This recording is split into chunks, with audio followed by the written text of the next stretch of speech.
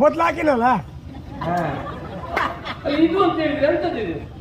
ಅದೇ ಅದೇ ಅದೇ ಅದೇ ಅದೇ ಅದೇ ಅದು ಗೊತ್ತಿಲ್ವಾ?